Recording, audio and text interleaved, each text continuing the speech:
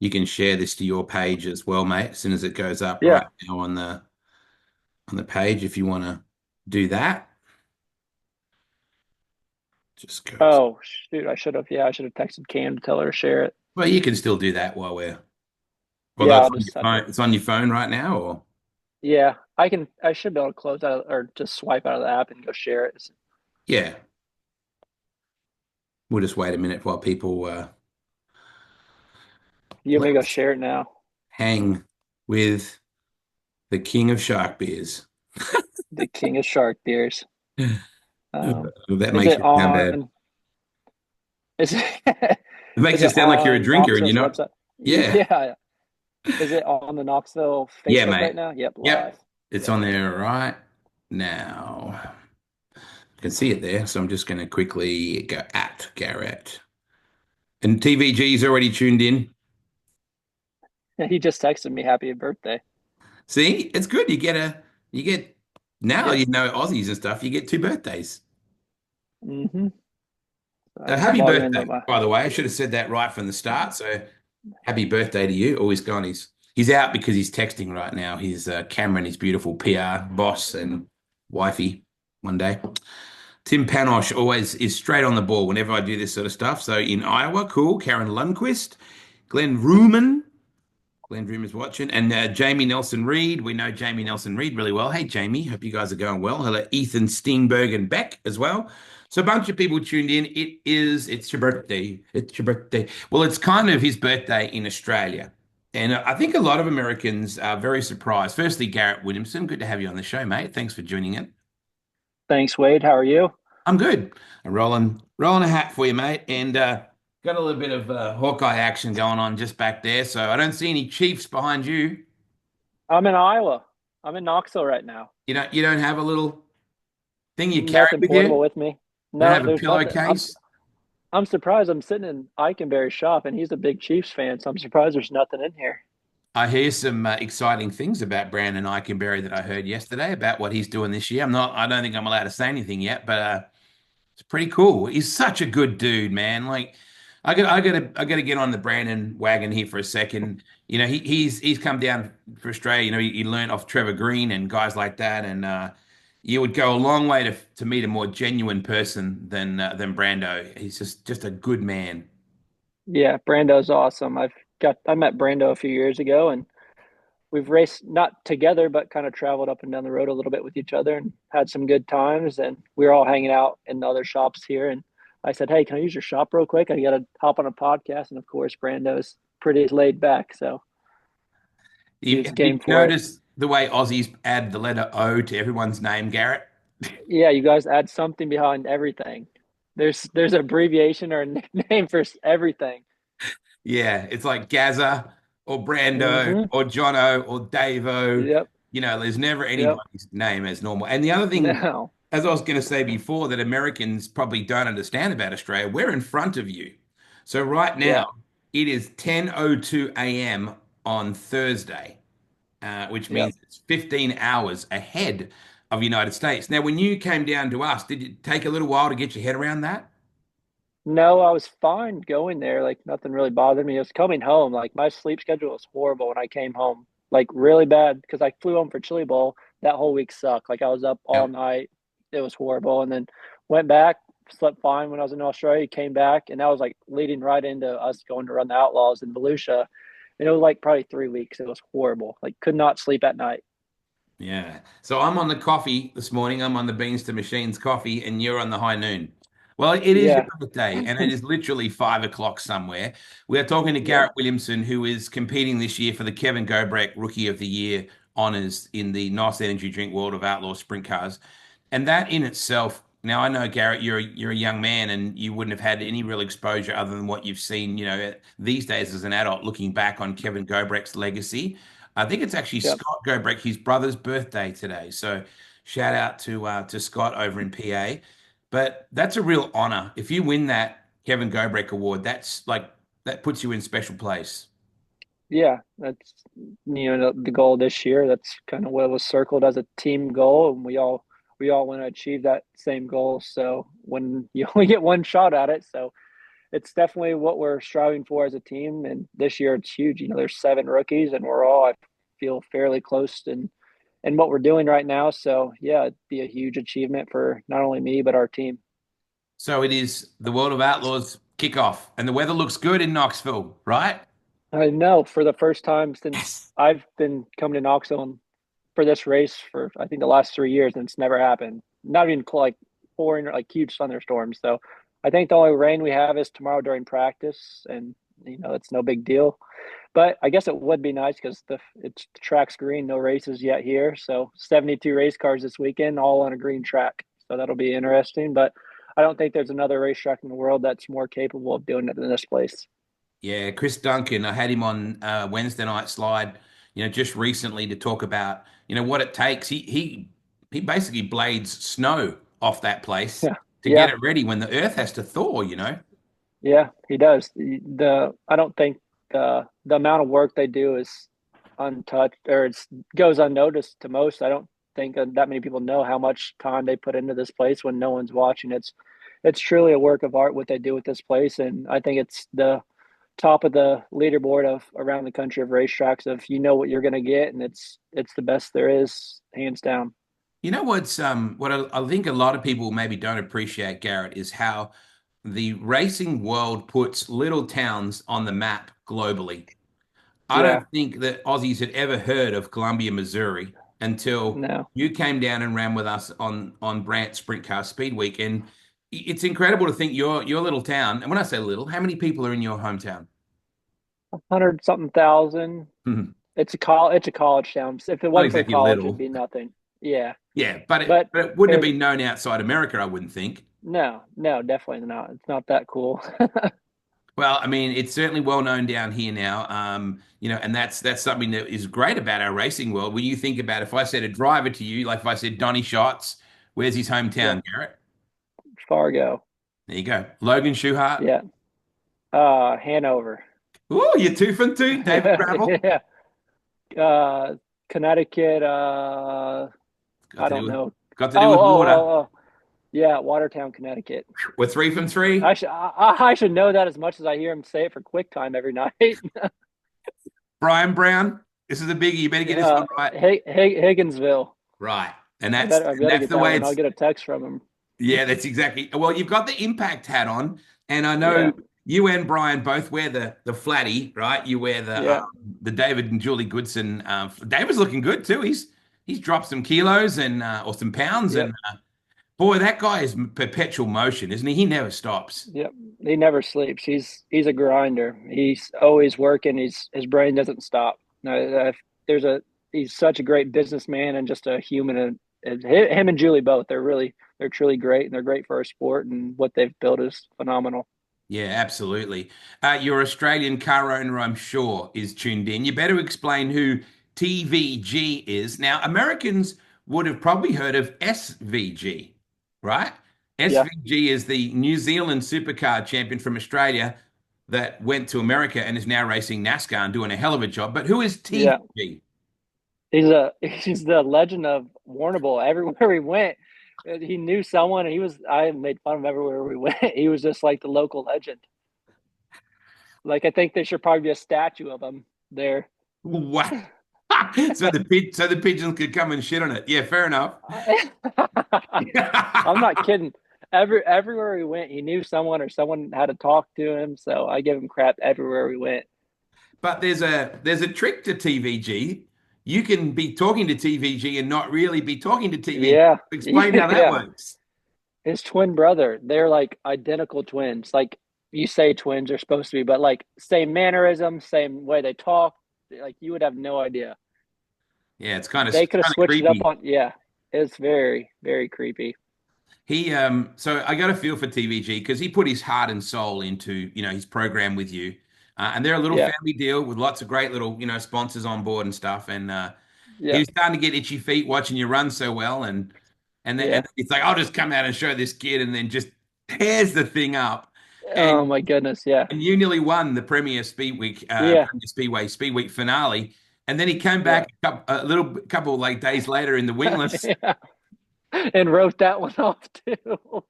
I'm not Poor laughing guy. at Yeah. you, TVG. I'm laughing with you. No, just horrible luck. Yeah, the car he wrecked at the Speed Week race, that was actually the car I was meant to race when I came over, that they all put together and had a new rear end snap like first night on everything. So like luckily, like dumb luck that I didn't end up running that car because that would have sucked to destroy one the first night. But yeah, things happen in weird ways. But yeah, they put in a ton of work and had some great stuff for me prepared, and it went, I think, as good as it could have gone for a first time deal.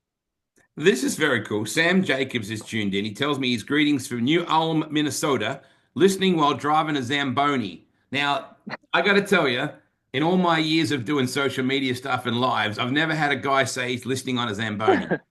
You guys probably don't even know what those are over Yeah, there. that's what you clean the Yeah, ice with on a hockey stadium, right? yeah, yeah. It is. We You call you're hockey. more Americanized.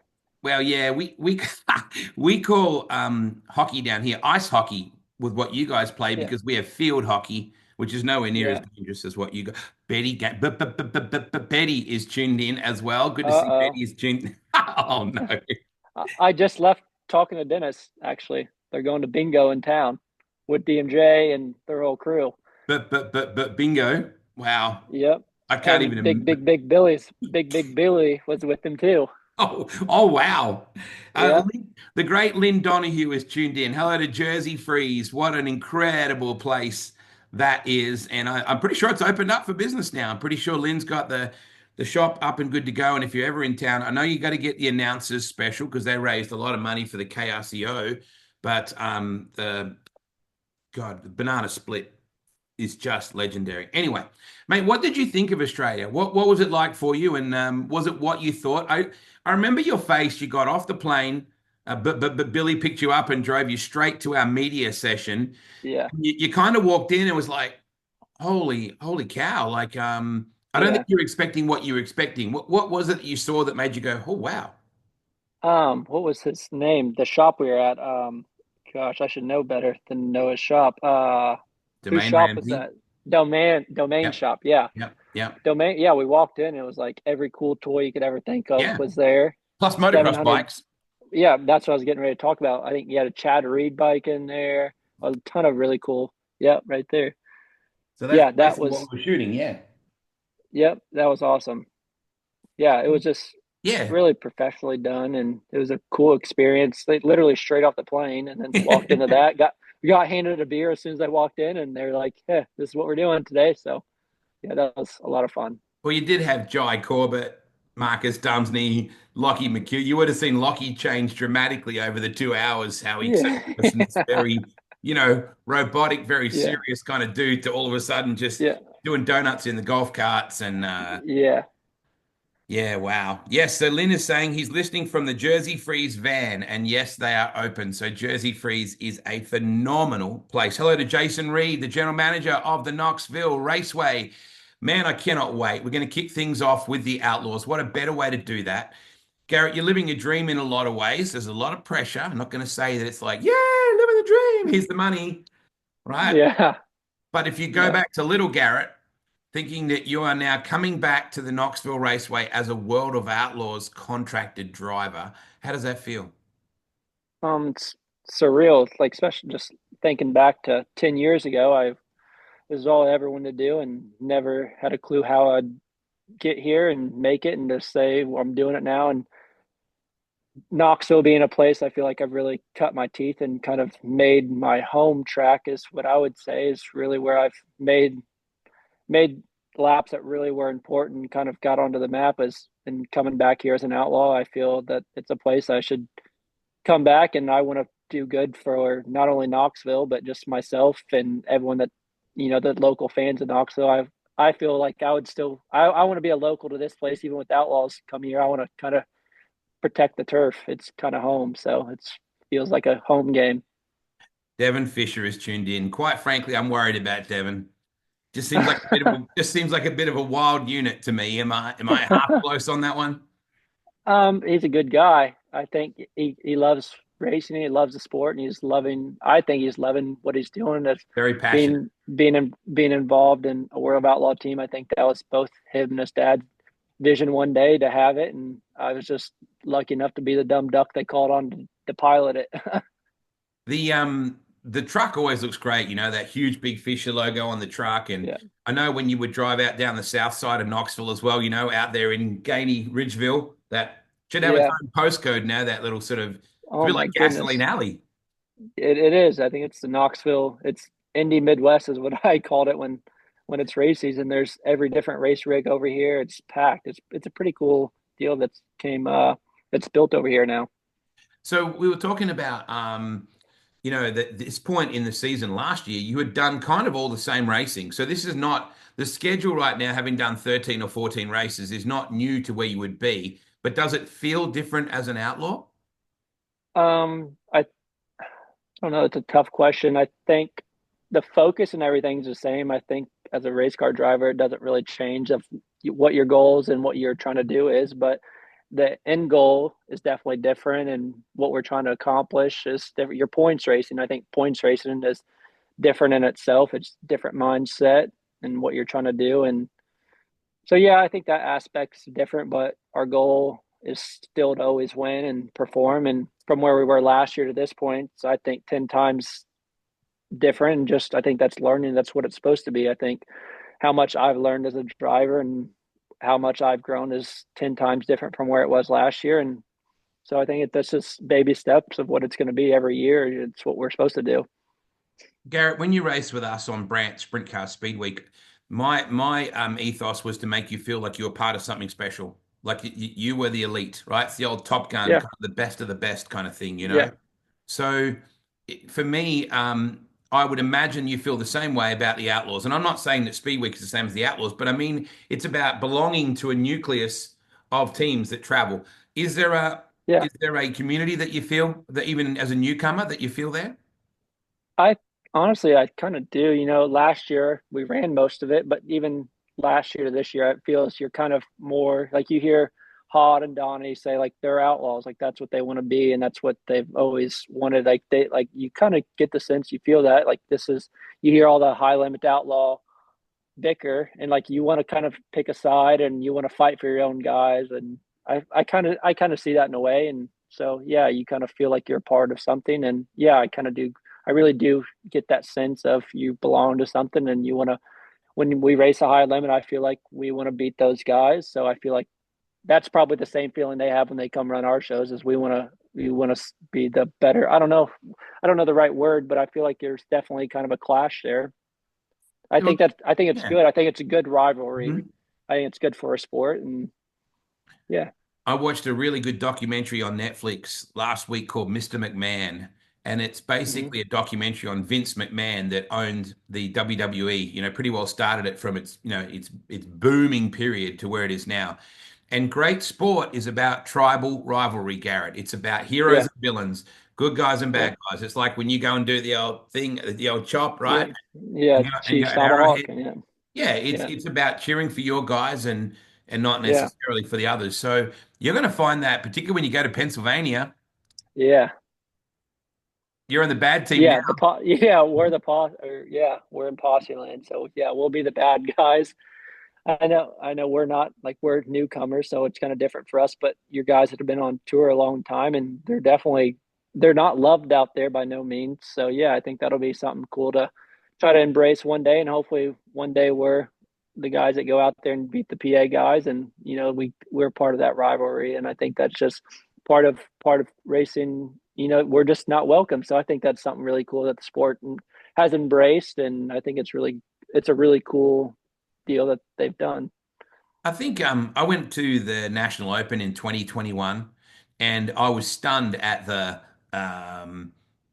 passion, I guess, but I think there's still respect. I think the fans, although they Yeah, hate on you, I think they yeah, appreciate that the Outlaws are kind of the best in the world. And so, yeah, when Patrick Mahomes rolls into a rival stadium, people probably hate on him if you're not a Chiefs, yeah, but they respect yeah, who he is and the role that yeah, he plays. So I think there is that oh, Field sucks, that kind of thing yeah, that yeah, PA has, yeah, but yeah, there's still respect there. And it's got to be super cool for you to come back to Knoxville, and at least this time you'll get to prep, right? You'll actually get to have some yeah, laps around this place.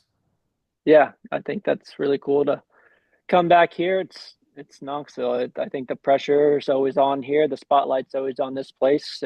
I think this weekend's going to be probably one of the toughest fields and toughest competition. Like, I think it's probably harder than to make a nationals prelim just because everyone's here. It's a regular night format. There's no split cars. There's no split nights. So, yeah, it's very tough. I think it's basically the Capitani Classic almost with 72 race cars, and Good. everyone's here to bring their A game. So I think as a fan, this is a weekend to definitely watch. Last weekend was pretty much the same thing. There were 62 race cars, and so yeah, it's really cool. As a driver, you got to be on your A game every time you touch the track, and I think we're well prepared, and we should be ready for it. There's a thing called imposter syndrome, Garrett, where it's like you might be in a lineup, in a music festival, and you're thinking, man, I don't deserve to be here. Like, am I as good as these guys? And it's a bit Yeah. of a thing that can challenge, self-doubt can challenge your belief in that Hmm. you deserve to be there. There's got to be a Yeah. mental approach to this for you as well. I mean, do you just go, nah, I'm just racing against the same guys every night? Or you go, I deserve to be here. I deserve this chance. Because without that, how can you ever win? Yeah. I think that's something as a driver, I've definitely always, that's something I'm trying to be better at is realizing I deserve the chance. There's a reason you've made it this far. You can only fake it for so long to get to where you're at. And I think we're at the point that we can't fake it any longer. I think the runs that we've had, we're ready to break through. I think what we've been doing, we just got to keep doing that. And we're on the verge of breaking through to do it consistently and click off more top fives, podiums. And I think a win would be next. So yeah, I think we're just still clicking away at that. And I think as a team, we're getting to the point people should know that we're here to stay, and we're a team that can compete night in and night out. I think we're really close to doing that a lot more consistently. Proud And I think Missouri boy that calls yeah, Iowa home for a lot of your life. Isn't it incredible how passionate people in different states are about their states, Garrett? Yet, yeah, whilst there's a rivalry between Missouri and Iowa, people still accept Brian Brown getting the win. People still yeah. accept Garet Williamson getting the win. So there's a lot of almost acceptance between those two states. Is it Knoxville because of that, you think? Yeah, definitely. I think Knoxville, they want to claim their guys like Brian has been. I think Brian's, the face of Knoxville almost of like he's if you're going to send all your troops to war, they're putting Brian up against to hold the torch to do it against them. So I think that's a really, I think as an end goal, I'd love to be that guy. I'd love to be able to hold the face of Knoxville one day and be the one to challenge everybody else. I think Knoxville's such a cool place and unique racetrack that if you can do that, you're one of the best in the world. If you can beat everyone at Knoxville, I think that's saying something. It's one of the hardest places to get around, and everyone knows, the Nationals is if you win the Nationals, you're the best to do it. I don't think there's any taken away from that. So if you can go do that one day or just beat the Outlaws here at any night, you've beat the best in the country at one of the hardest places in the country. There's an image I can't get out of my head right now of Betty, Gainey, DMJ playing bingo. Oh no, I right just now? I Oh, like tonight, like how I does don't think Betty's there. I don't think Betty's there. I think it's just Dennis squared, and then Dennis is got Dennis's crew guys. Yeah, Dennis squared is what we've called him since I raced for him. And we're like we got to come up with something. They're always together, and I don't know. They're two peas in a pod. I just wow, eat them in a building together. I mean, hang on, let's take Dennis Gainey out of the picture and let's go just DMJ in a building. Who is your kind of father-in-law here? Let's be honest, call this thing out here. Yeah. Even I got to interview DMJ and TK together, a couple of Oh years ago God. in that Oh shop, I'm pretty God. sure. And Really? I was like, how do you even? It's like half of Motley Crue. You know what I mean? Like, Yeah. you know. There's been people reaching out to Dennis to get on podcasts recently, so it's I don't know how much he wants to do it or if how good it would be, or it would definitely be entertaining, but I don't know if there's enough time in the day for those stories or for the stories that he would tell. So I think if it happens, it would definitely be well worth the price of admission to listen to that one. It could be called Helicopter Pilots 101. Oh no! You know what was funny? Oh The God! story that Tim Kading told me was that his mum I think it was at Oski because that's where all the great stories Yep. start, right? And his Yeah. mum is standing. TK's mum is standing on the, and Dennis is up there, doing what he does, doing Dennis yoga, and Oh God. and TK's mum said, "You need to be friends with that guy." Like Yeah. that's how she Uh-huh. decided you'd be a good fit. Yeah. Yeah. Yeah. And now they're best friends. And the stories I've heard about Mordinger and Dingus and the stories I've heard. That's like when I first me and Cam started hanging out and dating, like that, oh, you're dating Dennis, like you better watch out. Like and that or it'd be like, oh yeah, this one time I seen Dennis doing this or oh God. The stories I've heard and probably the stories I haven't even heard or yeah, there's just been so many things I've learned about him or I just wish that was just a different time they lived in. I wish, like Yeah. there's stuff like that doesn't happen anymore. And I don't think a lot of it's to do with social media and phones are everywhere, but definitely a different time you guys got to grow up in. Well, I mean, you could fly your helicopter without somebody filming it on their phone, right? That's moving right along. Car Yeah. owners are such an important part of what you get to do, with Kurt and Devon. And g'day, Kurt. I know he's just tuned in as well. Good to see you, mate. Dave Lunstra. I want to use Dave as a great example, right? I hear that Darren Pittman's running his car, which is super cool. Yep. Like Darren is Yep. still one of the absolute bad A55s of this industry, and Yeah. Dave is a great example of someone who doesn't want any profile, just rolls in with some No. really good looking gear. The Outlaws all stay with him when they come into South Dakota and run around that area. Yep. Without car owners, Garrett, we would have nothing. Yeah. Like speaking of Dave and the low key deal, like Dennis Moore used to like go up, hang out up there, and when they were when Tim was running, or obviously he still runs a three car, but back then he would go hang out with them, bullshit with Dave, and had no idea like Dave was the owner until I don't remember. There's a good story behind it. I don't really remember much of it, but I had no idea. Would just go bullshit with Dave, and had no idea he was even the owner of it. But yeah, Dave's great, and he's a phenomenal car owner. What he's done for Tim and Darren gets to run it this weekend is going to be really cool. And yeah, they've built a phenomenal program. They have really, really nice equipment and going to stay at his shop when we go up north is always a good time. He always takes care of everyone. And yeah, that shop's cool. If you want to go ride a snowmobile or see one, that's the spot to stop at. It's like a It's basically an museum. Arctic cat. It's like an Yeah. Arctic cat museum there. Yeah. Yeah, Yeah. It's absolutely is. insane. So far you've run Yeah. at places that you've run before. At which point do you get to uncharted territory? Do you start getting to tracks that you've never run at before?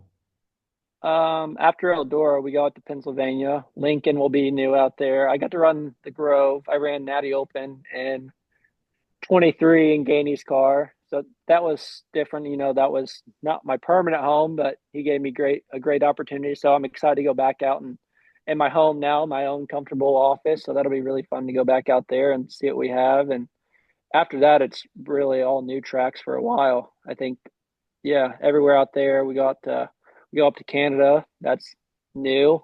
And then I think after that, we go to some new places in Ohio that I haven't been to. I went to Attica Oh, yeah. in like 2021 for All Star Speed Week for like my first 410 shows were All Star Speed Week. So I don't really remember much of that. And I know we were horrible and got our ass kicked every night. So that'll be fun to go back there and see how much I've grown since then as a driver. And yeah, but I think a lot of it is I've kind of everywhere or over the last few years, everything I've done is rolling up to a new track every year or every weekend. So Yeah. I don't really trip out on it too much. And luckily we have social media and YouTube, so you can kind of go watch races and Simulators. yeah, learn the best you can that way and kind of get a rough idea of what you're going into. Is it true that Dennis has a Walmart simulator? It's basically like a shopping cart, and you just basically just hop in it, and you just get pushed through the aisles, just looking for like muffins and things at 2 o'clock in the morning. It sounds like a simulator, the DGRD simulator. It's just a rumor I heard. I haven't heard of this. Maybe I'm not cool enough to get invited to that simulator. I don't know. I haven't heard about that one. I'll have to ask him about that.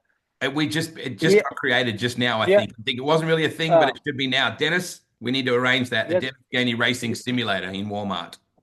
he has enough race cars to fund or to field for shopping carts at Walmart. Yeah, absolutely. Mate, the Knoxville win, the very first Knoxville win, we talked about it a lot in Australia, how special it was. And I was watching the Outlaws video they shot on you, and they had Tony just Yeah. up on the chip, Yep. calling that win. And I know Yep. that Tony, Yep. he records the last lap, the audio. Yep. I'm guessing Yep. he sent you that.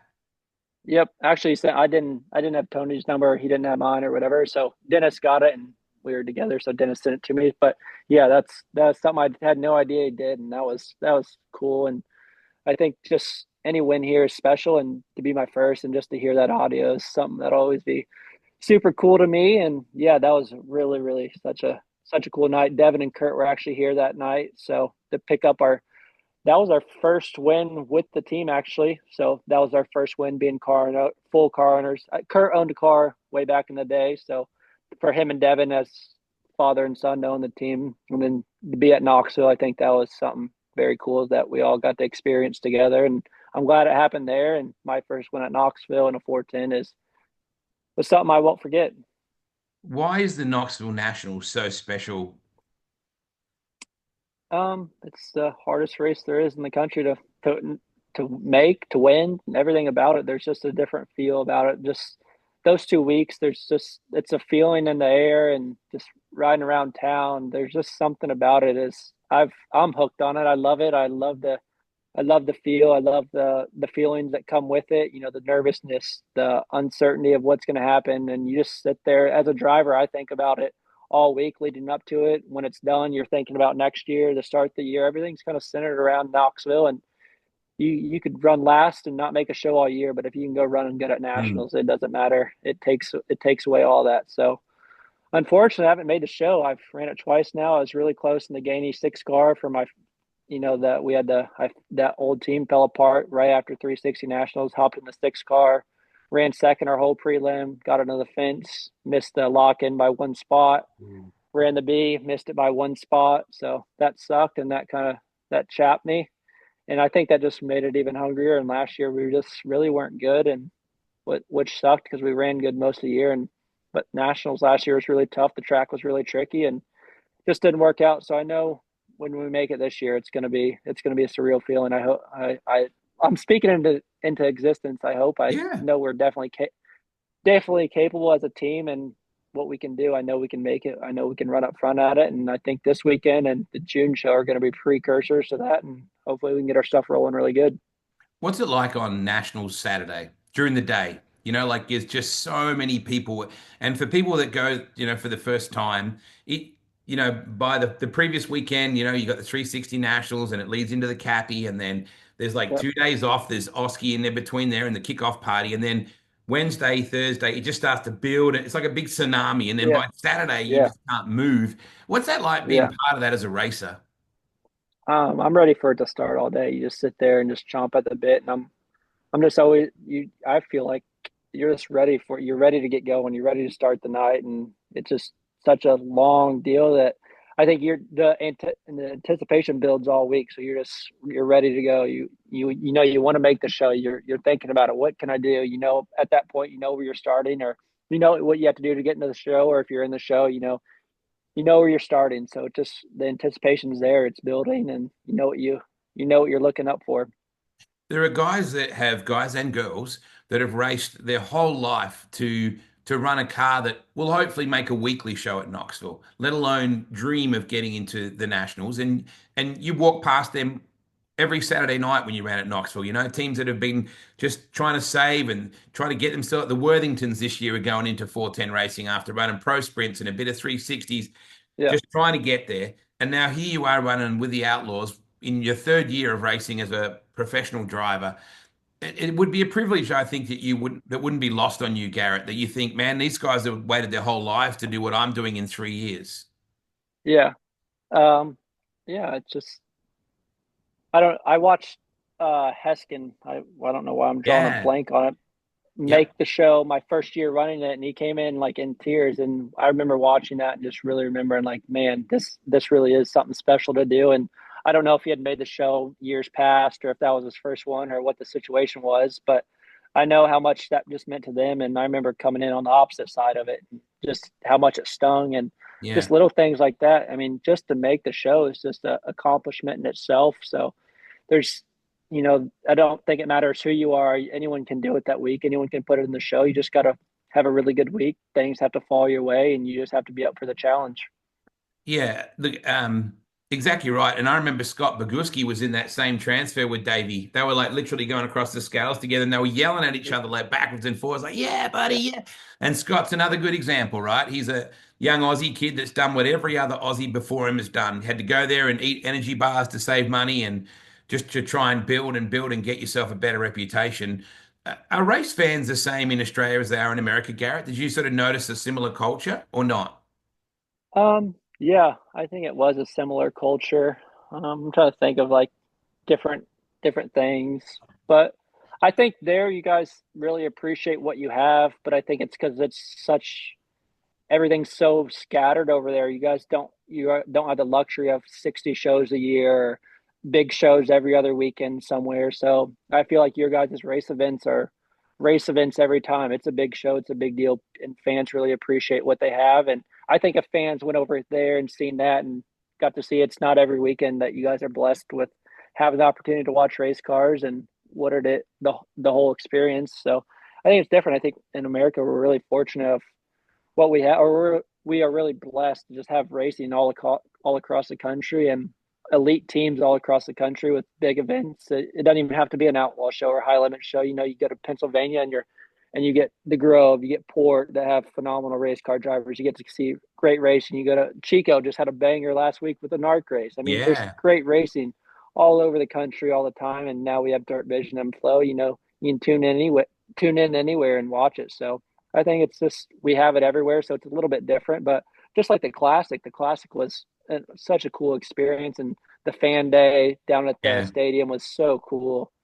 And yeah, the walk out to the walk out to lineups is really cool. I really enjoyed that, and there's a lot of really little things that were pretty cool. Yeah, the classic breakfast is always a lot of fun. And I appreciate you being, Mm-hmm. part of that as well because you learn about your other teams in a really personal way. And I Yeah, think when we yeah, had Ian Madsen there, the way Ian spoke, everyone was just completely just in awe of his experiences and what he was sharing. And I saw just recently Ian's moving into a bit of public relations now, and he's yeah, learning to be a counselor as well. So anyone that's yep, sort of wondering what Ian's up to, he's down in Australia now, and he's focusing a lot on really personal stuff. He's driving for a really cool team in Sydney. I think he's racing the Easter Trail this weekend here as well. So you're doing a great job, Ian. We're very proud of you, mate. Tell me about Cameron. She's kind of like your right hand girl, and she's like all racer girlfriends and wives. She's a cheerleader. She's a mental coach. She's a slap you in the head when you get it yeah. wrong. Kind of, how does that work, and why is she so important to your program? Fortunately enough, like she was raised in it. She knows what to expect. She kind of sets me straight. She knows the right things I need to do and the wrong things. So I think that's crucial for me. I didn't grow up like I grew up racing, but not. She's seen it firsthand. Dennis was a really good race car driver, so she's seen firsthand of things to do and things he went through. So I think she kind of understands that really well to help me and kind of coaches me in the right things. Whether I want to tell her she's right or wrong, I don't tell her she's right or wrong, but she knows that the right things for me to do and whether she believes me or not, I normally do listen. And yeah, she does a lot for our team itself. She runs all our social media. She runs a t-shirt trailer. And back, what, a year, 2 years ago, it was me, her, and Corey from Australia. And she would push me on the quad. She did a lot of things. She would clean the race car. She's no dumb girl like most people probably think the race car girlfriends are. She knows what she's doing. She knows what's going on. And she'll be the first to tell me that I fucked up or did something wrong on the racetrack, and she has no shame in telling me I did something wrong either. I'm looking at. I want to try and find the video of it here. And this is some behind the scenes stuff if it's going to play out for me of the stuff that we shot with the drone on the cliff edge, right? And Yeah, I remember crouching down in the bushes there with Alexa, yep. with Chase's girlfriend. Jace's girlfriend, and you Yep. guys are standing on the edge of a cliff, when we shot the promo for this stuff, and I said just be careful because there's a few snakes because there genuinely Yeah, was like that's not a great yeah, area for that sort of stuff, but this is what we're talking yep, about with the stuff that we shot with all you guys in Domain's workshop, and then yep. But the stuff with the drone that we got to shoot and on the edge of that cliff and stuff is stuff that will stay with me for a long time. And just watching, Cameron and Alexa crouching down so that the drone shot didn't hit Yeah, them. And yeah, the other things I remember about you being in Australia yeah. as much as I do about you racing, what was it like hearing your anthem played for the first time in Australia? Because that Tony Bockoven told me he actually got emotional listening to hearing his anthem played. What was that like for you? I loved it, and especially the night we had the American flag on the car and got to roll it on the track and do it. I loved that. I thought that was really cool to be the guy that got to do that night. So that was really a really cool experience getting to represent our country's flag. And I think everyone at home probably enjoys that too. And being, yeah, just really, really cool and surreal feeling to hear that. And being one of the select guys over there to represent our country is something I'm sure it feels the same for guys when they come over here for nationals, getting to hear their own country song. So, yeah, I think it's just something really cool that both places, do for guys from other countries. And at least I did, I really appreciated that. You didn't appreciate Vegemite. I'm just going to come out and call it out now. You dissed it, and I know No, you're not new at that. I understand that, but you did hammer Vegemite. yeah, I don't like it. Not as bad as Macedo in that interview when he was at Perth. He hammered on something that didn't get my didn't get I don't know what it was. Was it uh what was it? Do you remember? Yeah, you're right. I'm trying to remember what it was, but you're right. I He don't remember what it absolutely, yeah. You yeah, got to I be don't remember what careful. it was. We are pretty proud of our, of our You culture guys down here. yeah. I love the food. That was one thing that a lot of people told us like the food we didn't really I don't think you'll like the I loved it. Really? Especially kebabs. I love the kebabs. Yes. There's a place in Warrnambool, kebabs on Kepler. I'm like, if I go back, that I'm excited to go there.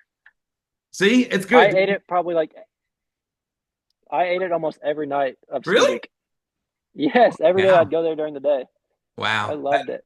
Well, we'll keep a cold shark beer on ice for you. You're surrounded by a shark every night you race now, but that's Logan Schuchart. Yeah. He's not quite an ice cold beer. But it's been really cool watching your evolution over the last couple of years at Knoxville in particular, and now with the Fisher support and folks like the Goodsons involved with what you do as well. And I know that all of Knoxville Raceway, if you remember, Tony did a message that was on the screen every night at Speed Week saying, "Hey, Yep. you've got our boys down there, you and Riley, and also Chase and yourself." So Yep. I feel a lot of pride for the fact you came down and ran with TVG with us on Speed Week and went back to the Yep. Chili Bowl with Dennison and came back to run the Classic. Good luck this weekend with the Outlaws at home. You're a good young man, mate. You do a great job. You're very respectful and you're very humble and appreciative of the opportunities. And I can't wait to see you, rise your way through it this weekend.